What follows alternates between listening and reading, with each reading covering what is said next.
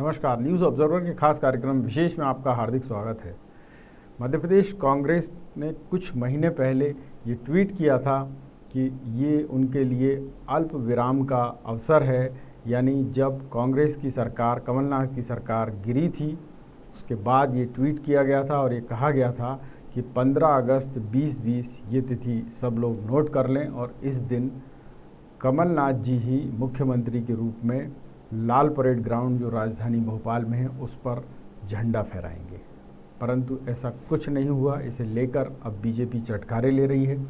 BJP का कहना ये है कि झूठ बोलने वालों की पार्टी ऐसे दावे इसलिए भी करती है ताकि उसके यहाँ भगदड़ ना मचे, उसके यहाँ स्थिति थोड़ी तो नियंत्रण में रहे। आज इसी विषय पर चर्चा करेंगे कि आखिर इन ट्वीट्स और इनके जो बयान हैं उनका अर्थ क्या है। चर्चा की शुरुआत करें उससे पहले मेहमानों का परिचय। बात बीजेपी की। बीजेपी से वरिष्ठ नेता हैं अनिल चौधरी जी, बीजेपी का पक्ष यहाँ पर रखेंगे। वरिष्ठ पत्रकार के रूप में अविनाश जी रहेंगे, वो यहाँ समीक्षा करेंगे इन बयानों की और इन ट्वीट्स की। तो सबसे पहला सवाल अनिल जी आपसे बनता है कि ये जो ट्वीट किया गया था कांग्रेस की तरफ से कि इस विषय को आप नोट कर लें, या ये विषय वस्तु उस समय ट्वीट में आई थी कि 15 अगस्त 2020 ये तिथि दी थी कांग्रेस ने सरकार गिरते समय मार्च में कि 15 अगस्त तक कमलनाथ जी फिर से सत्ता में आ जाएंगे मध्य प्रदेश की। इसे आप क्या कहेंगे? नहीं, इसमें क्या है कि ये तो ख्याली पुलाव है, बनाते रहो। और रहा सवाल ये है कि 20, 21, 22, 23 इस तरह की वो अपने गणना करते रहे, और ऐसा मैं नहीं समझता कि अब आगे कभी होगा कि कमलनाथ जी पुनः झंडा फहराएंगे लाल परेड पे। तो ये इसको मतलब ये जो ट्वीट है इसमें जो मंशा जाहिर की गई थी वो अतिरेक है, या फिर उनको लगता था कि 15 अगस्त तक फिर से कांग्रेसी जो टूटकर भागे हैं वो वापस आ जाएंगे, ऐसा कुछ सोच रहे थे वो लोग? अब ये उनका आकलन था, उनकी बुद्धि थी, वो किस हिसाब से इस बात पर ट्वीट कर रहे थे। मुझे नहीं लगता कि ऐसा दूर दूर तक कहीं भी ऐसा मुझे या आपको या पूरे प्रदेश के जनमानस को ऐसा लग रहा है कि ये वापस आएंगे। इनकी वापसी के सारे रास्ते बंद हो चुके हैं, क्योंकि इनके यहाँ की जो भगदड़ है आज भी नहीं रुकी है। अभी भी लोग जो है इनकी नेतृत्व से परेशान है, इनके कार्यशैली से परेशान है। तो मुझे नहीं लगता कि कभी अब भविष्य में कमलनाथ जी पुनः मुख्यमंत्री की शपथ लेंगे। बिल्कुल। और ये जो ट्वीट किया गया था ये क्या सोच के किया गया था? आपको नहीं लगता कि एक पूर्व मुख्यमंत्री या प्रदेश कांग्रेस की तरफ से ट्विटर हैंडल से ये ट्वीट किया जाना एक गरिमा को भी घटाता है और चुनौती भी देता है? बिल्कुल, आप ठीक कह रहे हैं, गरिमा का तो पतन होता ही है। साथ में क्या है कि इनके पूरी पार्टी को ही ले लो, इनकी ट्वीट तो कोई गंभीरता से लेता नहीं है। चाहे वो राहुल गांधी हो, दिग्विजय सिंह हो, या कोई भी जितने इनके नेता हैं, सभी इसी तरह के अनगढ़ ट्वीट करते रहते हैं। उसका कोई अर्थहीन होता है। बिल्कुल। यहाँ अविनाश जी मैं आपसे जानना चाहूँगा कि मार्च में जब सरकार गिरी तो कांग्रेसियों को लगता था कि अगस्त तक स्थितियां बदल जाएंगी और फिर से कमलनाथ जी आ जाएंगे। अब उनको संभावनाएं धुंधली लगने लगी हैं, इसलिए उन्होंने कंप्रोमाइज़ कर लिया, या उस समय कुछ उनको ऐसा लगा था संकेत कि नहीं कुछ लोग आ सकते हैं वाकई? हाँ, इसमें क्या हुआ कि जब कमलनाथ जी थे तो बीजेपी के लोग, बीजेपी के जो नेतृत्व के लोग हैं मध्य प्रदेश के, वो बोलते थे कि हमारी सरकार बनने जा रही है। तो इनका कहना था कि मुंगेरी लाल के सपने देखने में कोई हर्ज नहीं है। ऐसा ही इनके साथ हुआ कि एक्चुअल ये मुंगेरी लाल को जब इनकी सरकार चली गई और अपने लोग इनको छोड़ गए, है ना, जब अपने लोग छोड़ गए तो इनको मुंगेरी लाल के सपने दिखने लगे कि 15 अगस्त को हम फिर से झंडा फहराएंगे। इसका जो आपका आकलन है वो भी सही हो सकता है कि कुछ लोग, उनको ऐसा लगा कि हो सकता, कभी हो भी सकता है मिरेकल हो जाए, तो इस वजह से भी ऐसा उनको लगा होगा कि हमारे जो कुछ लोग पूरी मतलब साफ होने वाले जो पार्टी के लोग हैं उसमें से कुछ लोग बच जाएंगे। मगर इसमें इस तरीके की ट्वीट करना ओवर कॉन्फिडेंस में माना जाता है और इसके खिल्ली उड़ती है पार्टी की। इसमें सहजता और गंभीरता बिल्कुल भी नहीं है। और इस तरीके के ट्वीट करने से क्या होता है कि बार बार जब आप कोई अच्छा एक्चुअल ट्वीट करते हो तो लोग नहीं पढ़ते हैं ना, और उसको उसका तवज्जो देते हैं। तो हमारा ये मानना है कि इस तरह के ट्वीट पहली बात तो आपको करना नहीं चाहिए जो कि आपके हाथ में नहीं है। यदि इसके पहले इलेक्शन, आपने बहुत अच्छी बात कही है कि आपके हाथ में नहीं है, क्योंकि जनता चुन के भेजती है विधायकों को, ना कि जिसको कहें कोई मुख्यमंत्री या कांग्रेस या कोई अन्य पार्टी ये तय करे कि नहीं साहब इस दिन झंडा हम फहराएंगे, ये कोई डिक्टेटरशिप थोड़ी है। हाँ। जी, इस पे मैं जानना चाहूँगा कि क्या वाकई इससे जनता में और ख़राब संदेश जा रहा है? इसमें कांग्रेस की जो स्थिति हुई इस वाले झंडे वाले मामले में, वो तो बड़ी हास्य वाली है कि इस तरह की बातें करके इनकी छवि और धूमिल होगी। और धूमिल होने का कारण भी ये है कि जब आपके पास कोई नंबरिंग नहीं है, और दूसरी बात इनको ऐसा लग रहा होगा कि 15 अगस्त के पहले चुनाव हो जाएंगे और मैं 20 के 20 जीत जाऊंगा, ये सपने देखने में कोई बुराई नहीं है। मगर उस बीच में जो कोरोना का मामला आ गया, उसमें टल गए चुनाव, तो उस वजह से अब इनकी जो हंसी हो रही है, जो आज 14 मतलब आज 13 तारीख है, कल 14, 15, इस तरह की ऐसी कोई संभावना दूर दूर तक नज़र नहीं आ रही है। और इस तरह से इसको कहना चाहिए मृग मारीचिका की तरह इनको ऐसा लग रहा है कि भाई मेरी सरकार बन जाएगी। इस तरह की बातें करना समाज में और आपके जो वोटर हैं हमारे, उनके ऊपर आघात करने के बराबर है।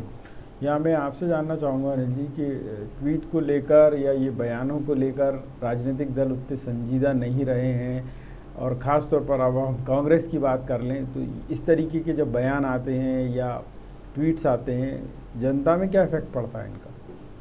नहीं, जनता तो अब इनको गंभीरता से कहाँ ले रही है। जनता तो ट्वीट का कोई वो नहीं है, इनके फॉलोअर भी मैं समझता हूँ उस पैमाने पे नहीं है जो कि इतनी गंभीरता से लें।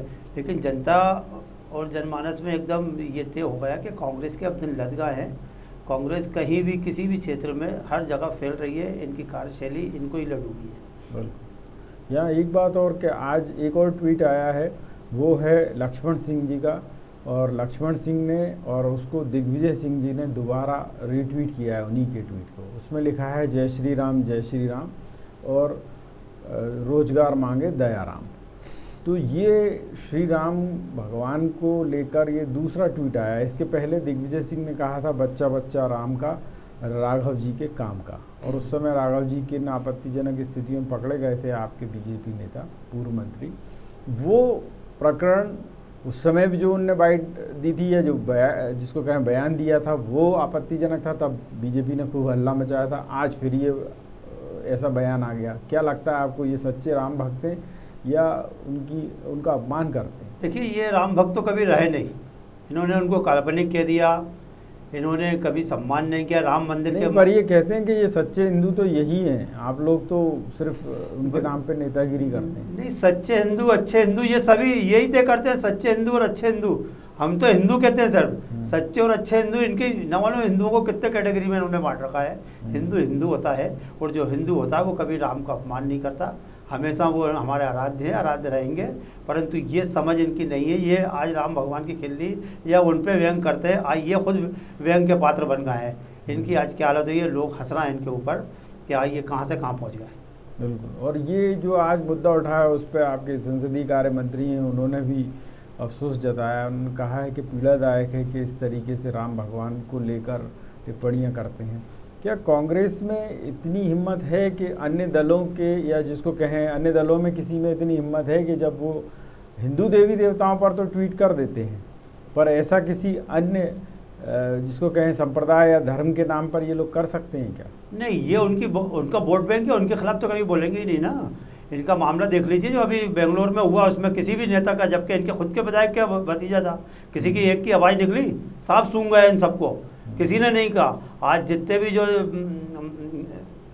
धर्म सेकुलर और धर्मनिरपेक्ष की बात करने वाले, सबके मुंह पे ताले लग गए। नहीं तो अब तक अगर यही अपोजिट होता और किसी दूसरे इस्लाम या कोई दूसरे धर्म का व्यक्ति के साथ इतना कुछ हो जाता, उसके घर में आग लगाई जाती, 300 गाड़ियाँ जलाई जाती, तो आज पूरा जो है गैंग बाहर निकल जाता, सेकुलर गैंग, और जगह जगह प्रदर्शन, धरने और मोमबत्ती गैंग बाहर आके जगह जगह मार्च करती फिरती। तो इनका सीधा सीधा इनका मापदंड दो रहे हैं। ये कभी भी जो है उनके खिलाफ कुछ बोल ही नहीं सकते। ये सिर्फ हिंदू और हिंदुओं के देवी देवताओं को उनको ही टारगेट करते हैं। या अविनाश जी, मैं आपसे जानना चाहूँगा, जैसा अभी अनिल जी ने कहा, बेंगलोर की घटना एक उदाहरण है ताज़ा कि जिसमें एक कांग्रेस का ही विधायक, उसके भांजे ने कुछ पोस्ट कर दिया, उसको लेकर हंगामा मचा दिया कुछ लोगों ने, और ऐसा हंगामा मचाया कि पूरी आगजनी कर दी, 3 लोगों की मौत हो गई उसमें, थाने तक में घुस के आग लगा दी गई, ये मतलब क्या, इस पे कांग्रेस का कोई ट्वीट नहीं आता, तो है क्या मुसलमानों से कुछ ज़्यादा इनका जिसको कहें याराना है, हिंदुओं से कुछ दिक्कत है क्या ज़्यादा? नहीं, इसमें क्या है, जो अपना इन्होंने बताया, जो हिंदू का मतलब सनातन धर्म, सनातन धर्म में साफ लिखा है कि किसी भी इबादत वाले को अपन को उसके बारे में कहने का कोई अधिकार नहीं है, ना अपन को भी सबका सम्मान करना चाहिए और उनको भी अपना सम्मान करना चाहिए। अभी ऐसा लग रहा है कि वहाँ पे कुछ जो किया गया है वो पहले से केंद्र सरकार ने आगाह किया था कि ऐसा कुछ हो सकता है,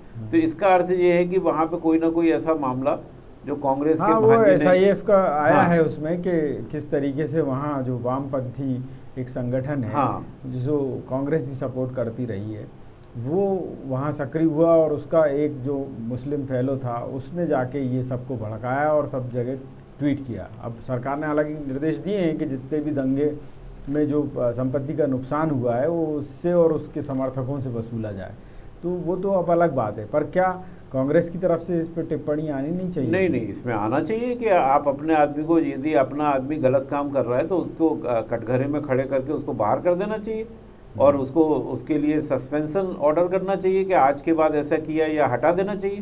नहीं, पर सवाल ये है कि लेफ्टिस्ट को ये लोग सपोर्ट तो करते हैं पर सीधे सीधे बचते हैं उनके खिलाफ कुछ भी कहने से, और वहीं अगर हिंदू देवी देवताओं की बात आए तो देखिए आप, ये टिप्पणी आ गई सामने। नहीं, इसमें क्या है कि वो इसी तरीके से है जिस तरीके से, देखिए वो अपना कांग्रेस अपने जो लेफ्ट के लोगों को जो पुश ऑन कर रही है, चाहे वो पश्चिम बंगाल में है या केरल में है या इधर है, इस तरीके से इस जो बहुमत में लोग हैं उससे इनका किनारा हो जाएगा आने वाले समय में यदि ऐसा ही चलता रहा।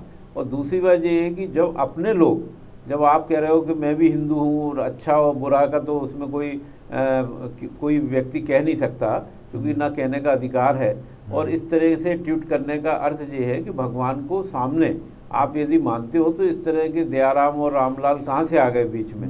भाई आप भगवान की बात भगवान के साथ है, रोजगार अलग है, इन दोनों का कोई इसमें मिश्रण नहीं होना चाहिए। और इस तरह की बातें करना समाज को गलत दिशा देने के बराबर है, उसका खामियाजा इनको आने वाले समय में भुगतना पड़ेगा। बिल्कुल। भारतीय जनता पार्टी की अगर मैं प्रतिक्रिया लेता हूं तो अनिल जी यही निकल कर आती चीज़ कि आप लोग भी अफसोस तो जाहिर करते हैं परंतु ऐसा कोई बेंचमार्क सेट नहीं करते कि आगे आने वाले समय पर कोई नेता इस तरीके से देवी देवताओं का अपमान ना करे। आपकी तरफ से क्या हुआ इस मसले में?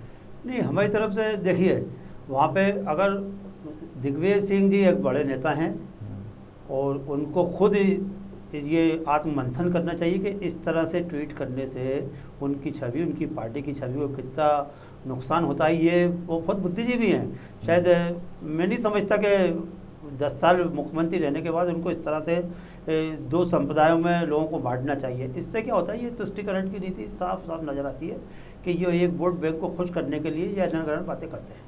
नहीं, पर अब राम मंदिर शिलान्यास के वक्त से थोड़ा सा कांग्रेस लग रहा है कि नहीं, सर्वधर्म समभाव की बात कर रही है, हिंदुत्व की बात कर रही है। PCC पे उन्होंने पोस्टर भी टांग लिया था एक दिन राम भगवान का। कितने तो आपको नहीं लगता अभी कृष्ण जन्माष्टमी पे कमलनाथ जी ने पूरा पालना भी झुला दिया कृष्ण भगवान को, तो ऐसे में कहाँ गुंजाइश रह जाती है इन पे शक करने की? नहीं, शक का कर रहा है भाई, ये हिंदू हो, और अगर ये कर रहा है तो किसी पे एहसान नहीं कर रहा है, ना हम पे ना भगवान पे। ये इनको तो कर रहा है, इनका तो ये कर्तव्य है, इनको तो करना चाहिए। अगर ये सनातनी है तो इनको तो रोज़ सुबह उठ के करना चाहिए, लेकिन कैमरों के सामने क्यों? या 27 विधानसभा उपचुनाव होना है तो उसी समय क्यों इनका हिंदुत्व जागता है? या कहीं गुजरात हो या आपका कर्नाटका हो या और भी कोई प्रदेश हो, तो ये उसी समय हिंदू, मतलब चुनावी हिंदू है। ये कुल मिला के ये है कि ये चुनावी हिंदू हैं।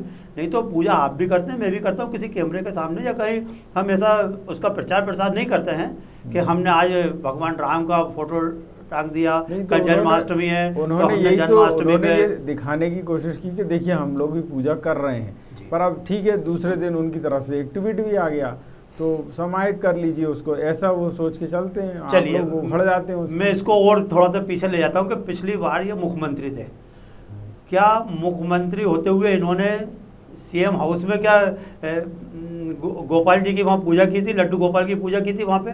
जबकि विगत पिछले 14-15 साल से माननीय शिवराज सिंह लगातार हर जन्माष्टमी पे वहाँ पे भव्य कार्यक्रम करते हैं। तो ये एक होती है आस्था और ये एक होता है दिखावा, इन दोनों में फ़र्क है और आप ये अच्छे से जानते हैं। नहीं तो पर ये अब ट्वीट कर दिया उन्होंने, तो ये हो सकता है कि अब उनको लग रहा हो कि हिंदुत्व के भरोसे ही नहीं, हम तो सर्वधर्म समभाव के भरोसे हैं, तो इधर ट्वीट करके उन्होंने फिर से मुस्लिमों को भी साध लिया। नहीं, मुस्लिमों को तो, मुस्लिम तो इनसे सजे हुए हैं, इनसे एक बहुत बड़ा धड़ा जो है ना वो कहाँ जा रहा है, हट रहा है यहाँ से। जो लिबरल हिंदू होते हैं, जो बिल्कुल सॉफ्ट हिंदू की छवि के होते हैं, जो कट्टर, जो वैसे तो हिंदू कट्टर होते ही नहीं है, वो हमेशा सॉफ्ट रहता है, परंतु कहीं ना कहीं थोड़ा सा इनसे जो जुड़ा था वो भी हिंदू झटक गया है। इसको लेके ये अब चिंतित हैं और इसलिए ये सब ढोंग धतूरे कर रहा है। नहीं, पर सवाल ये भी है ना कि अब अगर कांग्रेस अपने आप में बदलाव ला रही है, थोड़ा बहुत तो अब उसमें है, जो भी गुण कह लीजिए, अवगुण कह लीजिए, उन्होंने कह दिया कि भाई नारा लगवा दिया ऐसा, तो उसमें क्या दिक्कत हो गई? आपके सारे नेता आज उबल पड़े उस पर और कह रहे हैं कि इनको माफ़ी मांगनी चाहिए। बिल्कुल माफ़ी इसलिए मांगना चाहिए कि अगर राम और दयाराम में ये अंतर नहीं समझेंगे तो कोई भी है, आप सनातनी में आपको भी कहीं ना कहीं रोष प्रकट करेंगे।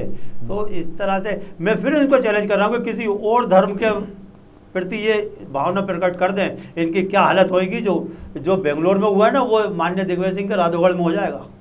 नहीं तो वो जानते हैं ना इस चीज़ को कि वहीं पर प्रहार करो जहाँ से कुछ रिएक्शन नहीं आए, पर आप लोग भी अब रिएक्शन देने लगे हैं, तो इससे तो उनकी नेतागिरी खराब हो रही है।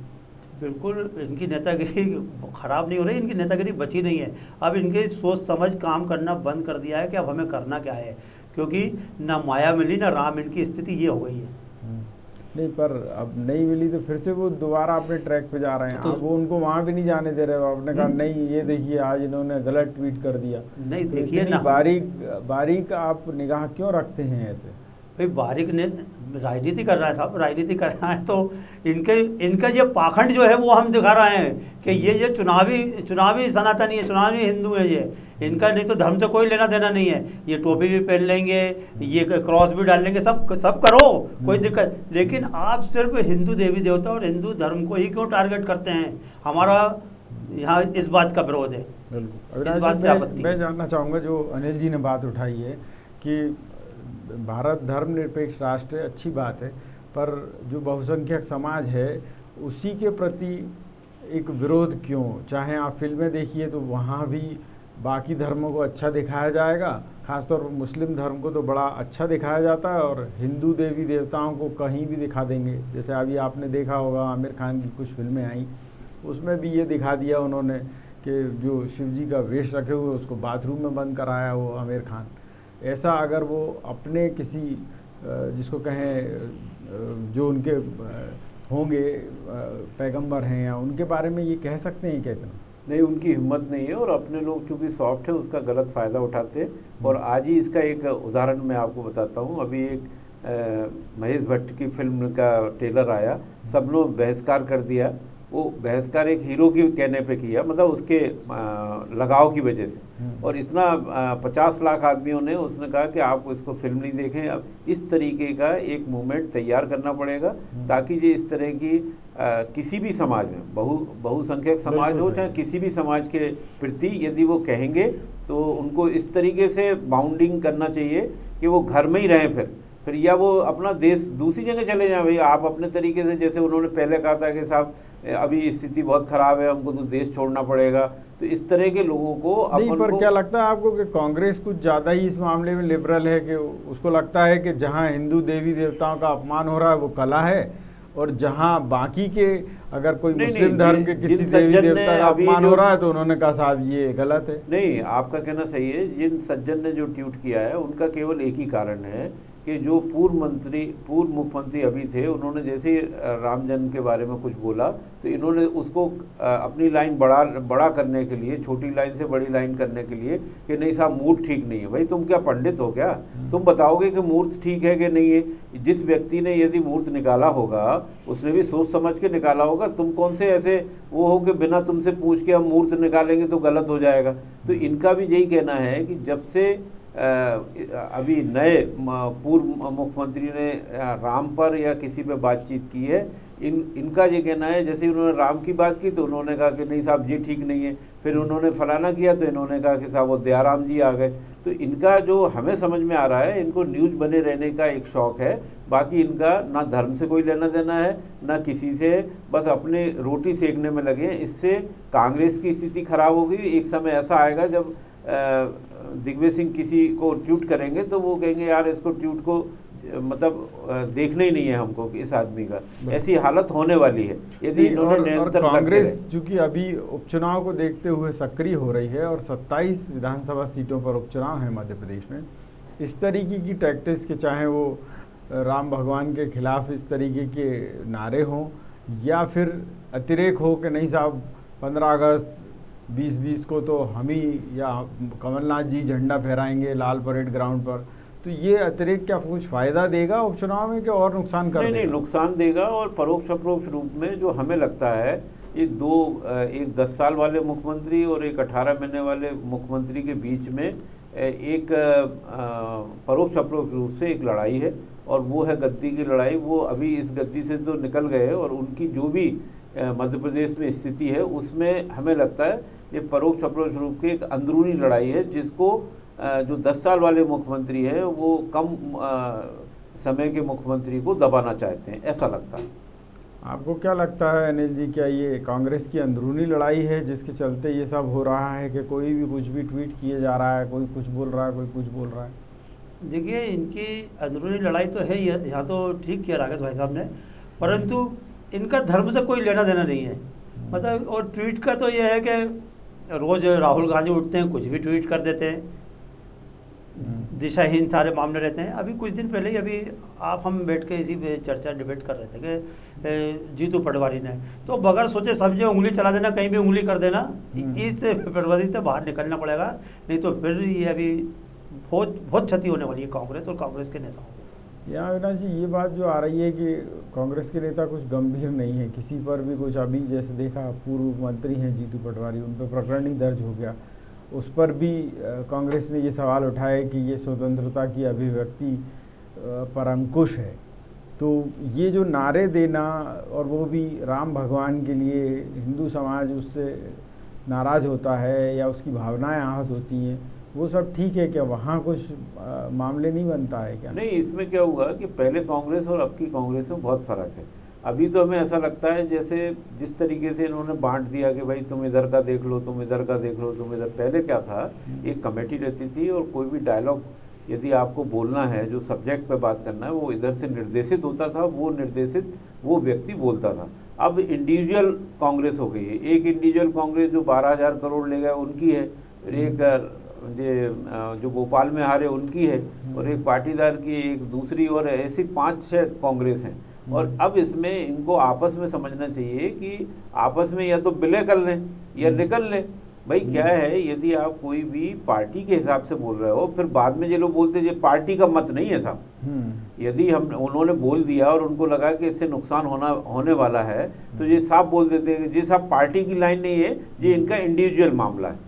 तो इस तरीके से आप यदि रफू करेंगे तो आने वाले समय में, और आपके सिर पे अभी 27 सीटों का चुनाव है, इससे समाज तो आघात हो गई। और दूसरा क्या है कि आपके जो वोट मिलने वाले लोग हैं वो 3-4% वैसे ट्विस्ट हो जाएंगे, आपको पता ही नहीं पड़ेगा। जो आप लालसा रखे हैं वो भी आपके हाथ से चली जाएगी। बिल्कुल। और इससे आपको लगता है कि बीजेपी जो है ऐसे इश्यूज़ को और इकट्ठा कर रही कि ये 1.25 साल की अपनी उपलब्धियां तो कुछ गिना नहीं पा रहे हैं, सिर्फ और सिर्फ ऊट पटांग ट्वीट और बयानबाजी चल रही है? उससे क्या होगा कि बीजेपी प्लस में जाएगी, और जो बीजेपी जिस तरह से घेरना चाहती है वो अपने आप घेरना चाहते हैं, वो ऐसा खुद ही काम कर रहे हैं जिससे बीजेपी को फ़ायदा हो। बिल्कुल। ये एक चीज़ और निकल कर आई है यहाँ अनिल जी कि लोकतंत्र तभी बचेगा, ऐसा कांग्रेस सांसद विवेक तनखा ने आज ट्वीट किया है, जब कमज़ोर सरकार हो पर मजबूत विपक्ष हो। यानी उनकी इल्तिजा आपसे ये है कि आप जो है, भले ही अब आपकी सरकार मजबूत हो गई हो, पर कमज़ोर विपक्ष मत रखो, नहीं तो सरकार और लोकतंत्र जो है वो आगे जिंदा नहीं रहेगा। मजबूत सरकार और कमज़ोर विपक्ष नहीं होना चाहिए। तो वो आपसे इल्तिजा कर रहे हैं कि विपक्ष को बचाओ। विपक्ष को हम कैसे बचाएंगे, ये तो उनकी जिम्मेदारी है। विपक्ष के लिए भी अगर सत्ता पक्ष काम करे तो विवेक तनखा जैसे बुद्धिजीवी व्यक्ति के लिए इस बारे में मैं नहीं समझता कि हम में से कोई भी कुछ टिप्पणी इस बात को लेकर कर पाए कि विपक्ष को मजबूत सत्ता पक्ष करे। तो ये हाँ, तो उनकी वो अपनी कह रहे हैं ना कि सोच उसको है। थोड़ी सी लिबर्टी, तो कुछ भी बोल रहे हैं तो बोलने दो अब उनको। अब आप उनको कुछ भी बोलते हैं, हाथ धो के पीछे पड़ जाते हैं, कई बार प्रकरण दर्ज करा देते हैं। अब जीतू पटवारी पे ही FIR करा दिया आपने। अब आज जो है दिग्विजय सिंह ने राम भगवान को लेके या लक्ष्मण सिंह जी ने रीट्वीट किया तो उस पर आप चिल्ला पड़े। तो ये क्या हो रहा है? मेरा उनको एक सुझाव है विवेक तनखा जी को कि विपक्ष मजबूत करने से अच्छा ये है कि अपने नेताओं को मजबूत कर दो, उनके दिमाग मजबूत कर दो कि इस तरह के उल्टे सीधे ट्वीट नहीं करें, तो पब्लिक में छवि अच्छी बनेगी और विपक्ष अपने आप मजबूत हो जाएगा। जब आपके एक अच्छा वक्ता, एक अच्छे सूझबूझ वाले नेता जब विपक्ष में बैठेंगे तो विपक्ष अपने आप मजबूत हो जाएगा। विपक्ष में हम दो रहे 84 में लोकसभा में, लेकिन इतनी मजबूती से बात रखते थे माननीय अटल जी और अडवाणी जी के संख्या बल के वहाँ पे क्या है, व्यक्तित्व की बात आ जाती है। तो यहाँ व्यक्तित्व भी जो है ढीला पड़ रहा है और अनर्गल ट्वीट कर रहा है, तो विपक्ष यहाँ पे इसलिए ढीला हो रहा है। बिल्कुल। यहाँ अविनाश जी, ये जो विवेक तनखा जी का भी ट्वीट आया है कि कमज़ोर सरकार मजबूत विपक्ष, ये लोकतंत्र बचाने की निशानी है, और मजबूत सरकार कमज़ोर विपक्ष, ये लोकतंत्र को ख़त्म करने की निशानी है।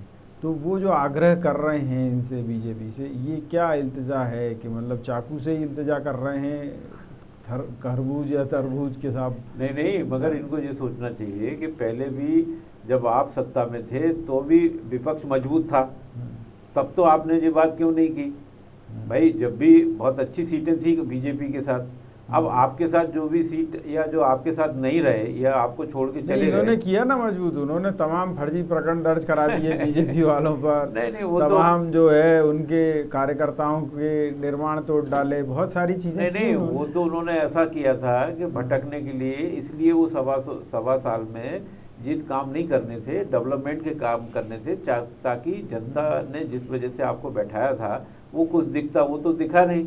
एक आदमी बल्लभ भवन में बंद हो गया और 2-3 आदमी को छोड़ दिया, वो वसूली में चलेगा, उससे कुछ फायदा होने वाला नहीं है।